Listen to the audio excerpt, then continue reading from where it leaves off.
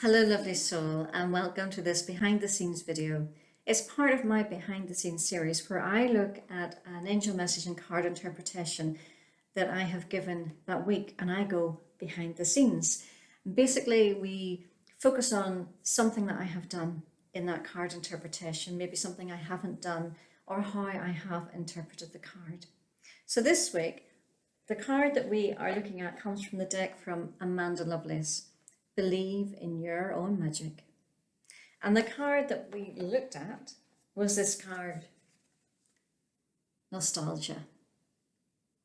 Now, whenever I was interpreting this card, and whenever I teach my students to interpret angel and oracle cards and to receive the messages that the angels wish them to receive, I teach by encouraging my students to learn all about colours and symbols and positionings.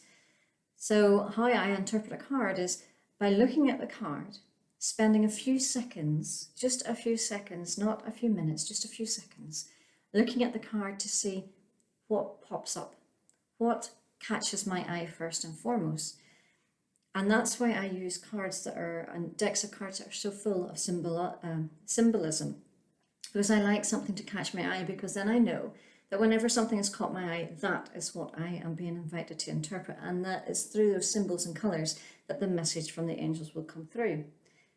However, whenever I was interpreting this card, I wasn't drawn to the colours and the symbols. And this behind the scenes video is saying to you, do you know, a really good way to interpret cards is to use colours, symbols and positions. However, don't stick so rigidly to that whenever the angels are trying to send you a message by another means, that you cannot receive that message because you're so focused on finding the colours and symbols and positionings on a card that you completely miss what the angels are trying to send you. And in this card in particular, I wasn't being invited to look at any colours and symbols in particular. I was being invited to look at the scenario that was taking place on this card, and the message from the angels was coming through whenever I was describing and almost jumped in to the actual scenario, and I brought the scenario to life.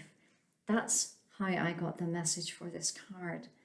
So whilst it is really beneficial to interpret a card using colours and symbols, because whenever you know colours and symbols, you're not searching so much for anything and you open yourself up to receive guidance from your intuition. However, if you do stick too rigidly to that, sometimes you may miss another way in which the angels are trying to send you a message. And in this case, it was by stepping into the scenario, by really feeling the whole picture and not breaking it down into different colours and symbols.